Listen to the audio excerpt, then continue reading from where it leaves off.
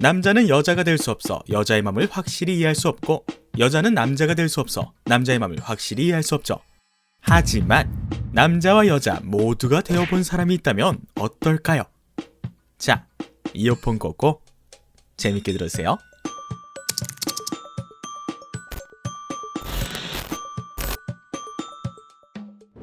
오늘도 평화로운 그리스 신들의 주거지 올림포스. 그날도 느긋하게 넥타르를 마시던 제우스는 뜬금없이 여보야, 사랑이란 건 남자에게 더 득이 될까? 여자에게 더 득이 될까? 내 생각은 여자거든? 남자에게 사랑이란 건 수많은 감정들 중 일부인데 여자에게 사랑은 전부잖아. 어머, 무슨 말이에요?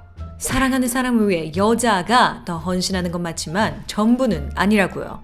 사랑을 통해 이득 보는 건 남자예요. 저 밑에 인간들만 봐도 알 수 있잖아요. 다들 여자 꼬시고 결혼하겠다고 득달같이 달려드는 거 보세요. 사랑으로 득보는 것은 남자인가 여자인가? 쓸데없지만 분명히 궁금한 이 주제로 제우스와 헤라는 다투기 시작했고, 결국 헤라는 그럼 이렇게 해요. 남자랑 여자 모두를 겪어본 테이레시아스에게 물어보죠. 테이레시아스, 가정수호의 여신 헤라의 말에 따르면 남자와 여자의 인생 모두를 겪었다는 인물. 테이레시아스는 남자로 태어났습니다. 그러던 어느 날 길가에서 짝짓기를 하고 있던 뱀한쌍을 목격하죠. 그런데 이 둘의 모습이 너무 부러웠던 탓일까, 뱀이라는 존재가 흉했기 때문일까, 테이레시아스는 막대기를 들어 뱀 한 마리를 죽여버립니다. 그 순간 테이레시아스는 여성이 되어버리죠. 그렇게 약 7년 동안 여성의 몸으로 여성의 삶을 살고 남자들과 잠자리도 가졌던 테이레시아스는 다시 한번 길가에서 짝짓기를 하고 있는 뱀 한 쌍을 목격하죠. 7년 전 자신의 성정체성이 바뀌었던 일이 생각난 것일까, 테이레시아스는 다시금 막대기를 들어 뱀 한 마리를 죽여버렸고, 그 순간 테이레시아스는 다시 남성의 몸으로 돌아왔죠. 때문에 헤라는 여성과 남성의 삶을 모두 겪은 테이레시아스를 불러왔고, 자, 말해보거라. 사랑은 누구에게 더 득이 되는 것이냐? 누가 더 사랑을 잘 느끼더냐? 여자? 아닌 남자? 이에 테이레시아스가 답합니다. 남성과 여성의 삶을 모두 살아본 제가 겪어본 바로는 사랑은 여성에게 더 득이 되었습니다. 남성에게 사랑이란 수많은 감정과 목표 중 하나였지만 여성은 사랑만 있으면 모든 기쁨을 누릴 수 있었기에 제우스님 말씀대로 사랑은 여자에게 더 득이었습니다. 이에 열받은 가정수호의 여신 헤라는 그 자리에서 곧바로 테이레시아스의 눈을 멀게 만들었고, 자신의 궁금증 때문에 멀쩡히 살던 인간이 장님이 되자 미안함을 느낀 제우스는 테이레시아스에게 미래를 예견할 수 있는 마음의 눈을 주죠. 아, 왜 눈을 고쳐주지 않았냐고요? 한 신이 내린 죄값을 다른 신이 용서한다는 것은 죄를 내린 신의 판단을 무시하는 의미로서 신들의 대립을 야기하거든요. 그렇게 테이레시아스는 미래를 예견하는 마음의 눈으로 사람들의 미래를 알려주는데, 그중 유명한 일화가 바로 아버지를 죽이고 어머니와 결혼하게 된 오이디푸스 이야기, 자신을 너무나 사랑한 나르키소스 이야기, 20년 동안 집 가려고 발버둥 쳤던 오디세우스 이야기라고 하네요. 이건 와빌의 그리스 로마 신화 시리즈에서 알아보도록 해요. 사랑하는 남녀가 서로의 마음을 확인하고 평생 서로를 위해 헌신함을 약속하는 결혼. 모두가 기뻐하는 이날 유독 한 사람만 눈물을 흘리고 있었는데, 이 남자는 어제까지만 해도 여자였거든요.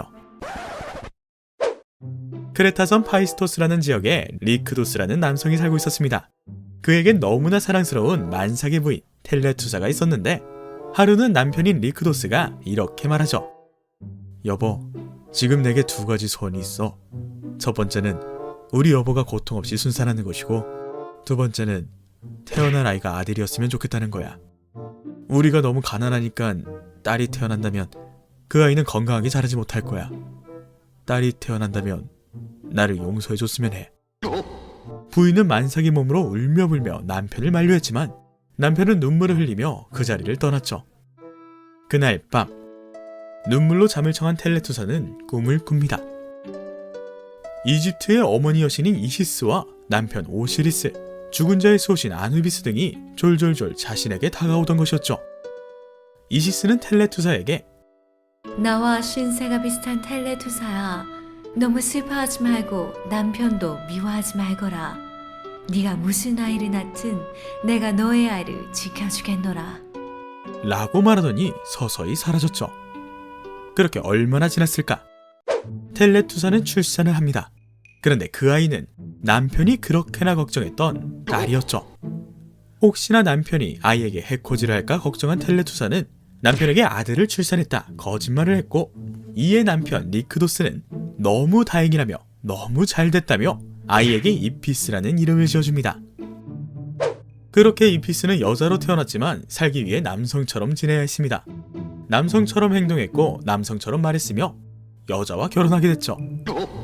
이피스가 결혼할 나이가 되자 아버지인 리크도스는 이안테라는 아리따운 여성을 결혼 상대로 소개해줬는데 이안테가 이피스에게 반한 거야. 게다가 이피스도 이안테를 너무 좋아했고, 그런데 문제는 이피스가 여자라는 것이었고 이안테는 이피스가 여자인 줄 몰랐던 거지. 대체 내게 왜 이런 일이 생긴 것일까? 신들이 나를 살려두려 했다면 어째서 동성인 여인을 사랑하게 만든 것인가? 신들이 나를 불행하게 하려 했다면 다른 인간들처럼 저주를 내리시지 왜 이런 해괴망측한 사랑의 감정을 주신 것인가?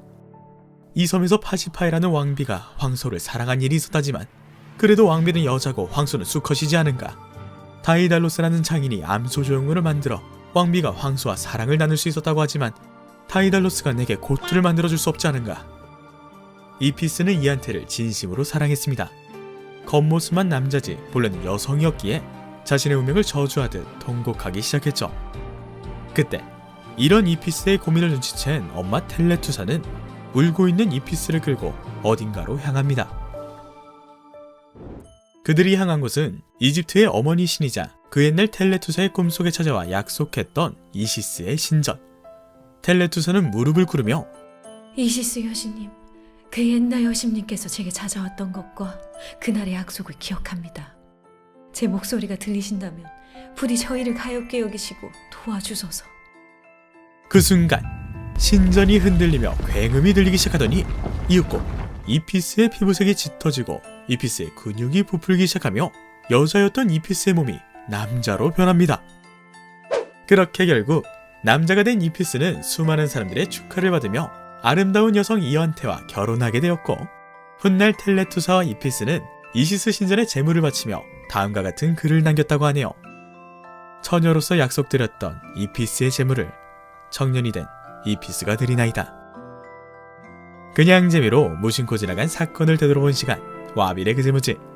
지금까지 성전환을 한 그리스인이었습니다.